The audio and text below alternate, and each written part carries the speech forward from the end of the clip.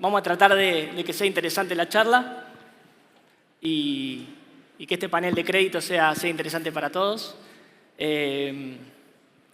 Lo primero, voy a hacer una pequeña intro y voy a disparar para que acá el panel de lujo que nos tocó se luzca. Y cuando me tocó o me enteré que tenía que moderar, dije, bueno, ¿qué podemos empezar a hablar de crédito? Busqué información y encontré en el informe que arma el ITBA con la cámara, que está súper interesante y que todo el tiempo nos está dando información que es bárbara para tener idea de cómo está el sector, de que a pesar del año que tuvimos, 2024 versus 2025 y el 2025 en sí, el crédito creció en todo el sistema financiero, se dieron más créditos que el 2024, lo cual es algo alentador, porque el contexto macro quizás económicamente no era el mejor.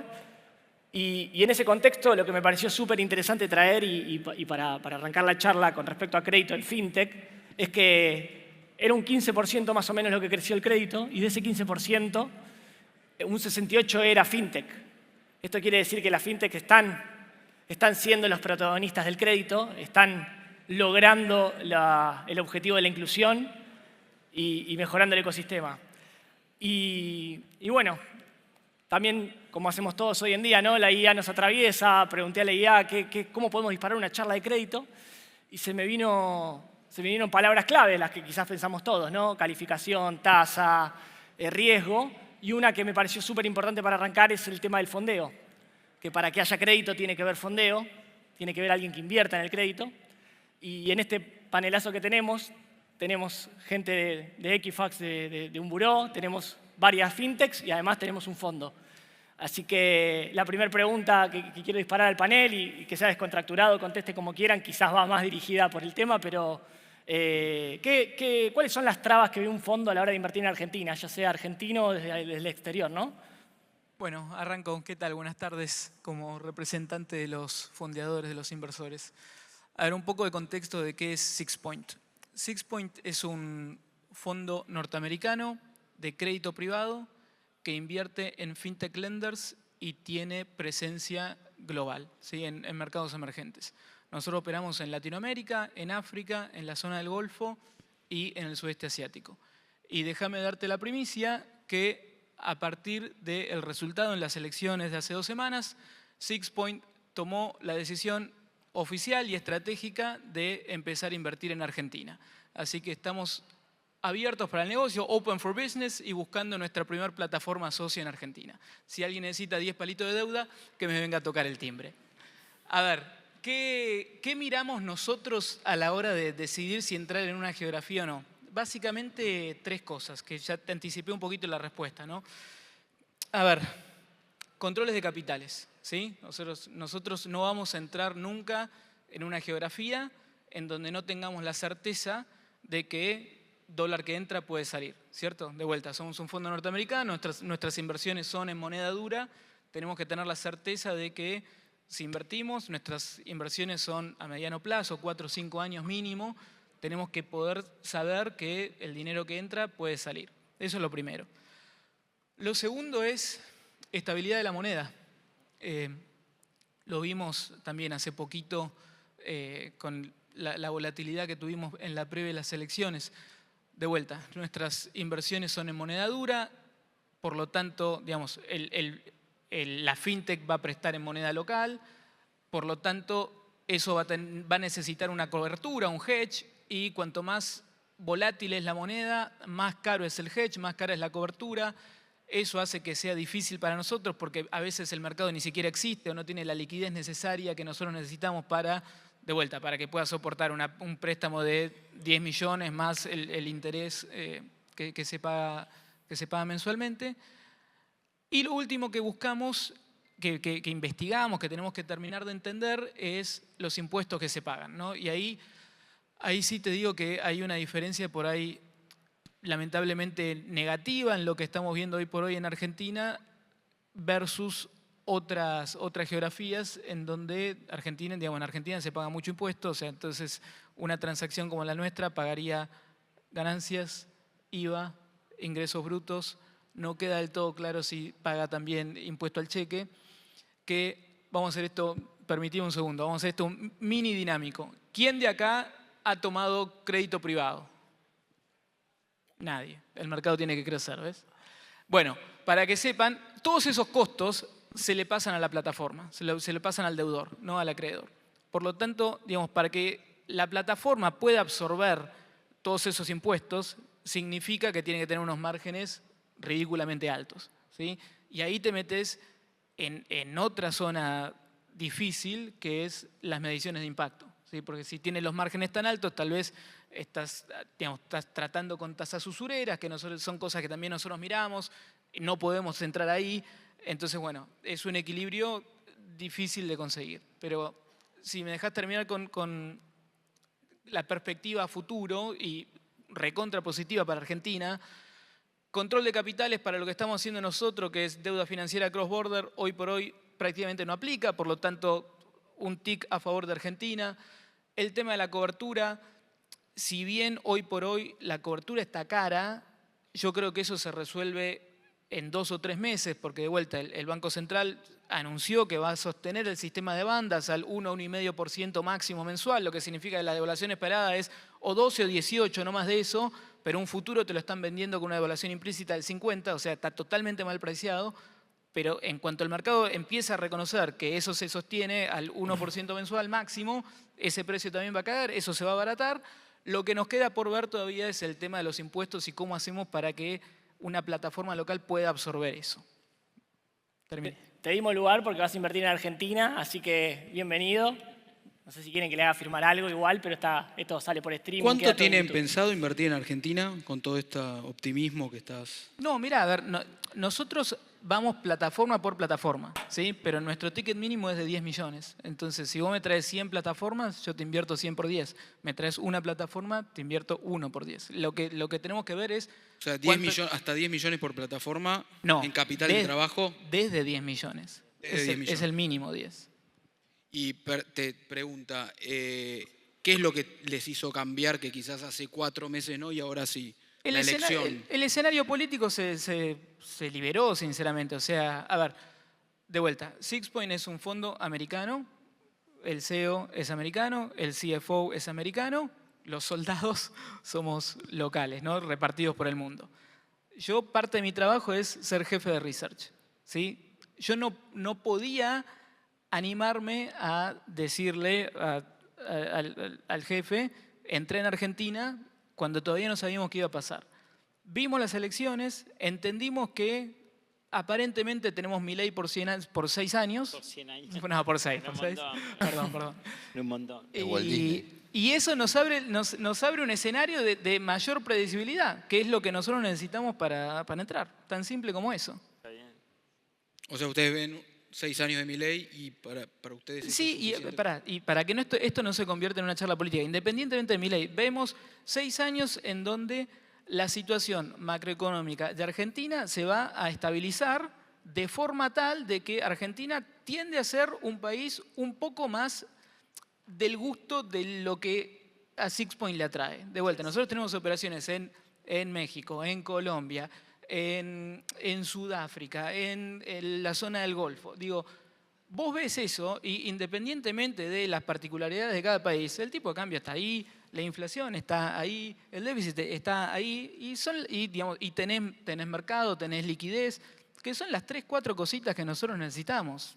Todo lo otro que venga, el ruido que viene alrededor, a Sixpoint no le impacta, a las plataformas entendemos que no le impacta, digamos, todo lo que permita que el mercado crezca y se expanda, a nosotros nos beneficia, a ustedes los beneficia, y de vuelta, se disiparon un montón de dudas que nosotros teníamos hace 2 semanas, lo que nos permite, digamos, avanzar.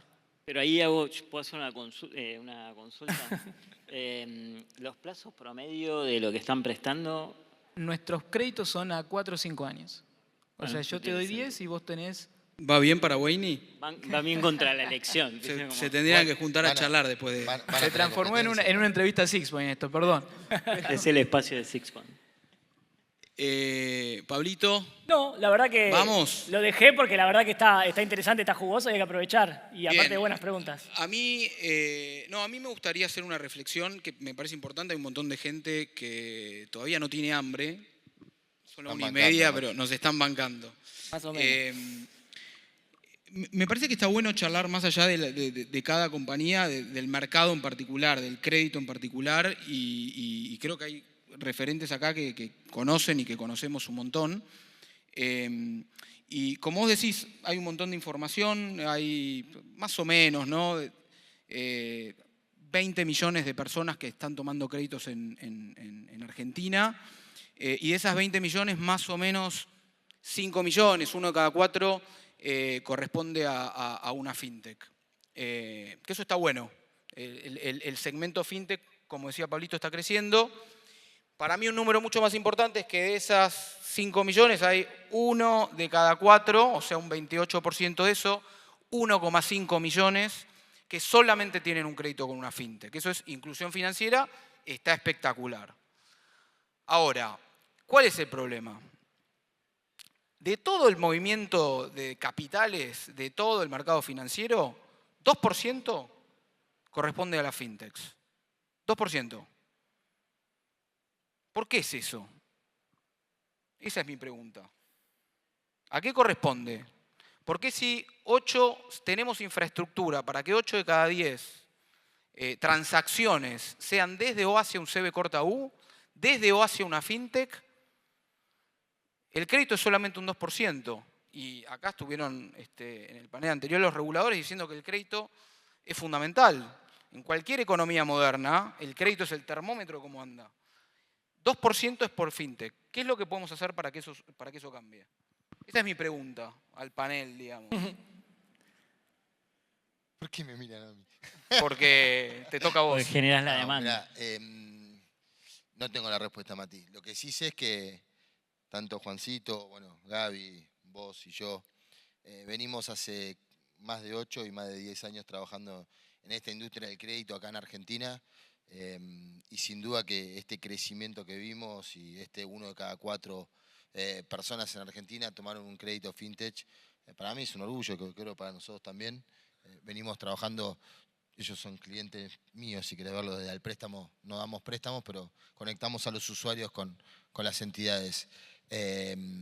Y sin duda que nosotros, lo que nos pasa siempre, creo a Juan, a Mati, a mí, bueno, quizás a Gaby también, es que hoy en día está en la agenda todo el tema del medio de pago, la agenda en esto, la agenda en lo otro, y el efecto multiplicador del crédito sobre la economía es lo que te hace crecer, ¿no? Y ahí hay un dato no menor que cuando uno analiza el PBI o la deuda privada sobre el PBI, en Argentina estamos en el 15%, en Uruguay están al 30%, en Chile al 130% y en Brasil al 80%. Entonces, hay una realidad que el crédito en Argentina prácticamente no existe. No existe, y lo peor de todo que cuando uno analiza el plazo del crédito es a máximo 18 meses, 12 meses. Vos no tenés una deuda o una cartera que decís, che, bueno, me apalanco a 30 meses, me apalanco a 24 meses, ¿no? Y ahí creo que quizás para un poco de competencia lean, pero no es para pelear, lean, quédate tranquilo. Yo creo que hay un montón de fondos, no sé, Bax, hay un montón de empresas que fondean a la fintech de hace mucho tiempo, pese al riesgo de Argentina, pese a todo lo que está pasando, que son empresas privadas que apostaron en definitiva a poder fondear a estas empresas que fondean a las personas, ¿no? No tengo la respuesta, Mati, no sé, Juancito, seguro tenés, pero yo realmente lo que veo es que venimos creciendo un montón. Yo soy un poco pesimista en la situación, pero... No seas pesimista en este momento. Es mi rol. No, porque digo, yo compro como todo el fundamental, ¿no? Que el desarrollo del crédito privado sobre el PBI es bajo, como todo ese fundamental macroeconómico es correcto y está bien, pero cuando los bancos y nosotros pues, nos ponemos a prestar como fue el 2024 o en algún otro momento también de la historia económica argentina, vos querés llevar ese ratio de 15 a otros números como tiene la región, 30, 40, 50, economías más grandes, economías más chicas, Chile es más del 100, son economías más endeudadas, mucho más apalancadas. Cuando querés trasladar eso a ese escenario donde, bueno, ¿cómo aumento el ratio de deuda privada sobre el PBI? Que presupone que al final del día en la economía doméstica esto es que más gente con la misma billetera pueda endeudarse un poco más para hacer expansión de su crédito, de su economía y crecimiento. Y creo que cuando uno hace eso, no converge. Lo que converge es la mora. Uno aparece hacia la mora Y eso para mí está muy ligado a las variables más macroeconómicas, que es, bueno, que todavía creo que no están del todo claras, que es cómo se incrementa el bolsillo de la gente para que ese share of wallet sea más grande, que participen saldos más grandes, que la fintech no solo tengan el 2% del mercado de crédito, sino que tengan el 2% o el 5%, y además el saldo promedio de deudor sea más grande, entonces podamos prestar no un ticket bajo, sino podamos acompañar el crecimiento de una persona en tickets más altos, en un crédito prendario, que todo eso converja hacia la fintech y no hacia el sector bancario, tiene muchas variables, principalmente la economía del hogar, digamos, de las personas, tiene que ver con el plazo de la economía en general, los contratos. Bueno, buenísimo que SixPoint apueste a la Argentina a 5 años, pero yo hago muchos fideicomisos públicos y la duration de eso son 9 meses.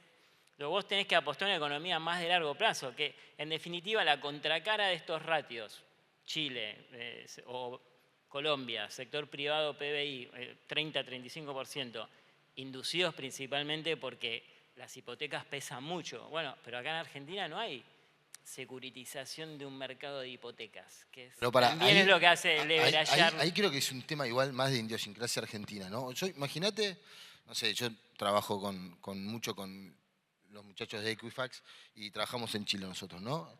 Y hay una cultura en Chile que es el DICOM, que si vos estás en el DICOM, no te aceptan en un trabajo, no te atienden en un hospital y no puedes entrar en una universidad.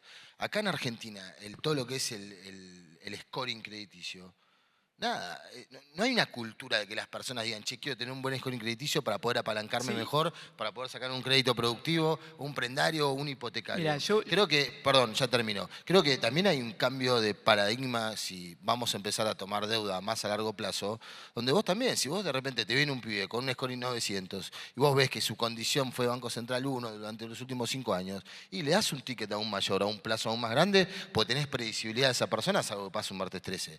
Ahora, en Argentina, creo que todo el tema de la mora, el de no pagar, el revolving, pagar el mínimo en la tarjeta, hay una cultura que uno quizás nadie sabe cuál es su scoring que tiene. Juli, me permito... Perdón, ahí quizás me meto, pero... No, perfecto. Ahí Gaby nos puede ayudar. Me gusta que sea así dinámico, pero aprovecho que lo tenemos. No, estaba por... Yo creo que da lugar porque la verdad que hablando de esto, quizás el tema de la calificación y cómo se hace... Yo tengo una mirada propositiva, ¿no? Yo creo que, obviamente, normalizando las variables macro, dando previsibilidad, bajando el costo del fondeo, teniendo previsibilidad a largo plazo, creo que hay una demanda insatisfecha para tomar crédito muy importante. Eso es lo primero, lo hemos visto en momentos como el primer semestre de este año, el último Q del año pasado, donde el flujo de préstamos creció enormemente. Para mí el desafío forma parte de cómo amplias esa torta, porque los tomadores del crédito...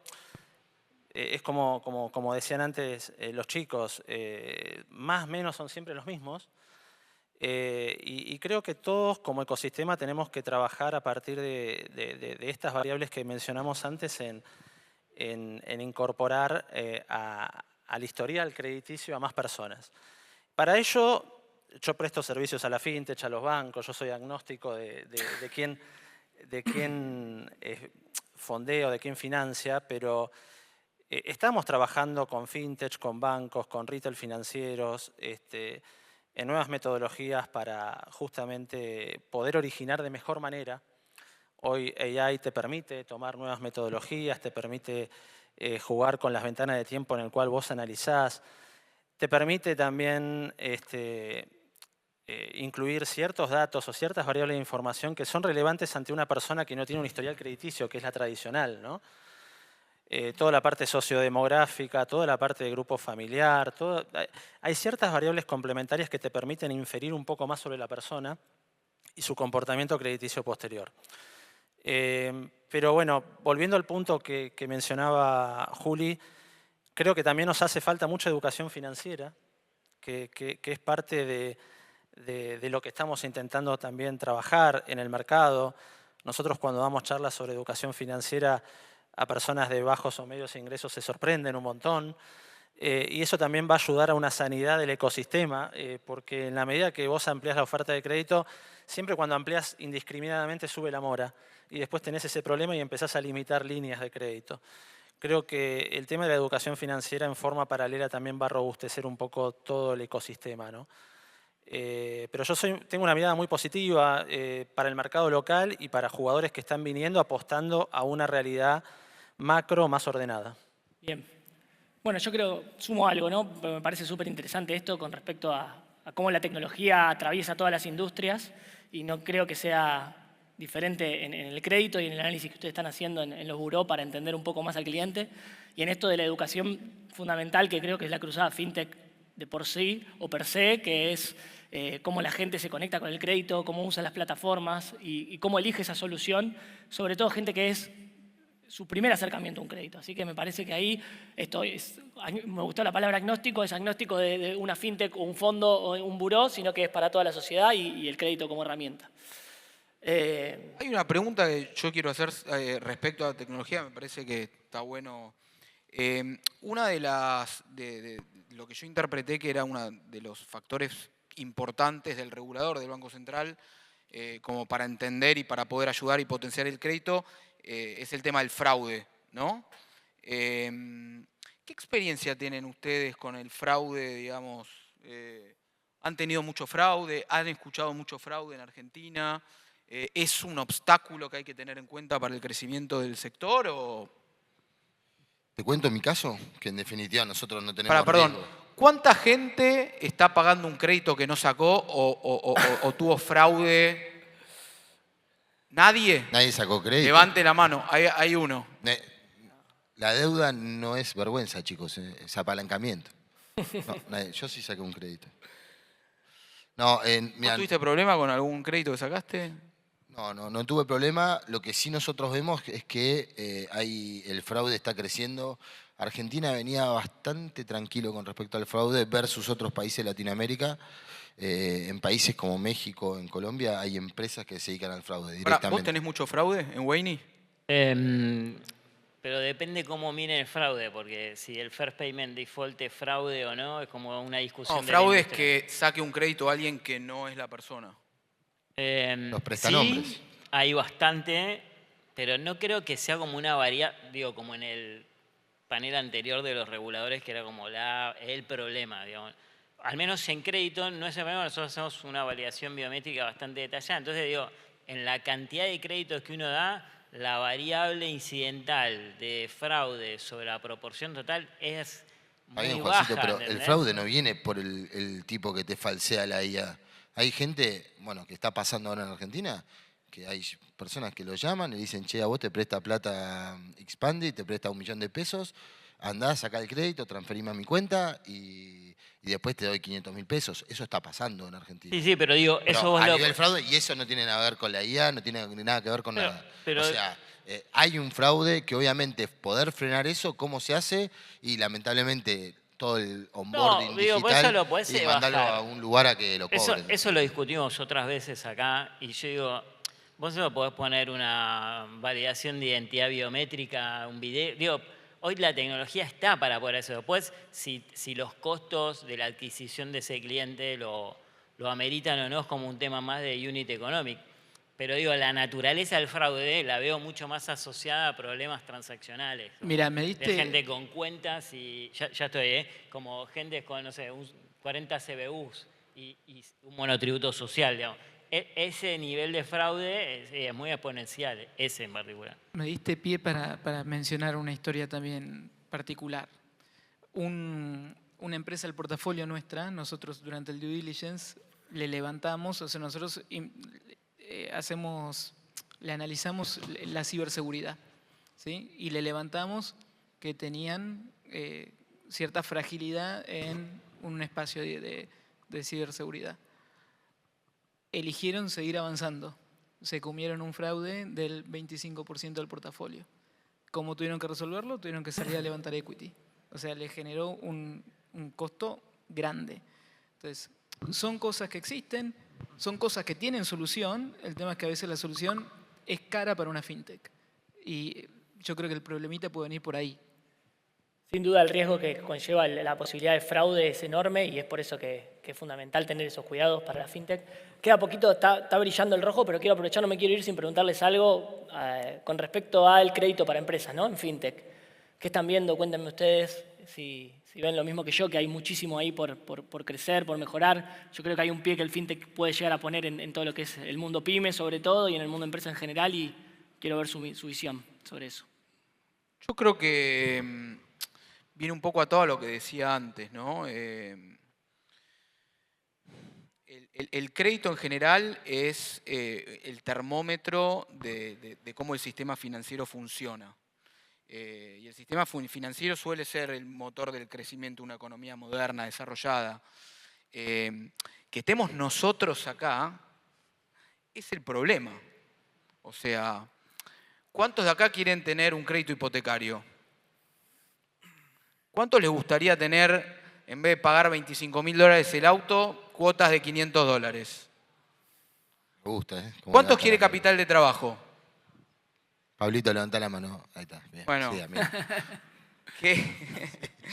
que el crédito, vos querés todo, que el crédito, que lo que estemos acá sea crédito al consumo, que el monto promedio sea 400.000 pesos, es símbolo de un mercado que ojalá vayamos con el optimismo de Leo y que siga creciendo, pero hoy está complicado. Y creo que el próximo paso es capital de trabajo, ojalá.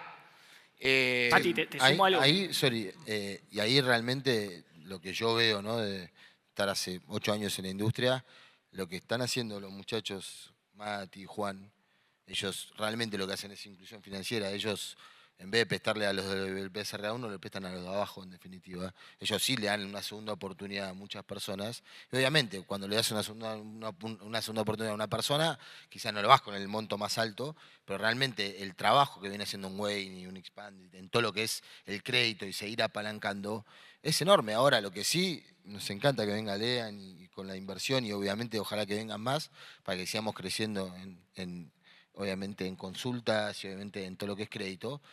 Pero sí, realmente, lo que dice Mati es la realidad. Hoy en día, cuando hablas de crecer al 200, 100, 40% a diferentes entidades financieras o bancarias, es mala palabra. Hay un gran problema en el crédito, que también lo que pasa es que como hace mucho tiempo no se viene prestando prácticamente de la industria bancaria, que son quizás los que tienen más flujo, cuando salieron a prestar muy fuerte, eso también hizo que la mora se dispare. Hay un aprendizaje sin duda ahí. Quizás ellos, los índices de mora que tienen, debe ser la mitad de lo que tienen quizás otras entidades financieras, ¿no? Y uno, ¿de quién es la culpa? ¿Del que presta o del que toma? Yo creo que ahí tenemos que ser también mucho más responsables. No sé. No, y en ese sentido creo que también es acostumbrarnos a un contexto macro más estable, ¿no? Porque uno a veces tomaba un préstamo y asumía que la cuota 8, 9, 10 se licuaba, y el peso de esa cuota hoy no sucede tanto. Entonces hay mucha gente que lo vio de una forma y hoy por hoy tiene que recalcular. O también hay gente que especulando compró dólares y los guardó y va viendo qué va a hacer con la cuota impaga. Pero vuelvo al punto y dame 10 segundos para el tema de la educación financiera. Porque me van a tirar con algo de abajo. No, pero es importante porque... Marian se pasó como 10 minutos. Así un gran amigo, pero que me está apuntando... Lo resumo. Sorry, Marian. Pero para mí la gente tiene hambre, ese es el principal problema. Ahora les invitás a comer. La educación financiera en este segmento donde tenemos que dar una segunda oportunidad a un moroso o a un deudor que por X cuestión no pudo pagar su cuota es importante, porque eso también hace a su reinclusión. Realmente. Entonces, bueno, nosotros con la gente del préstamo estamos sacando un portal que se va a llamar Ponete al Día, en donde vamos a trabajar mucho con los deudores esa parte. ¿Por qué es importante regularizar su situación? ¿Por qué es importante pagar en término? ¿Por qué es importante reinsertarse para obtener mejores beneficios? Y pone al cliente como protagonista de su propio... En el centro. Eso es importante. Exactamente. Y creo que eso al final del día se traduce en un círculo virtuoso para que haya un ecosistema más amplio. Bueno, vamos cerrando. No sé si quieren alguna cosita más, pero les agradecemos a mí me gusta todos. el optimismo de Lean para cerrar. Vamos, Lean. No le gustó mi pesimismo. Vinimos a apoyar a la Argentina, así que de vuelta. Cualquier fintech lender que esté necesitado de deuda, que nos venga a buscar. Pymes? ¿A las pymes van a apoyar o no? A todo. O sea, no discriminamos. Acá querían Cualquier crédito producto de hipotecario, lending es susceptible de ser abordado por SixPoint. Poné tu QR en la pantalla, Lean, que te vamos a pedir plata a todos. Totalmente. Bueno, muchísimas gracias a todos por esperar en este momento de almuerzo. Gracias. Creo que tenemos que hacer una fotito.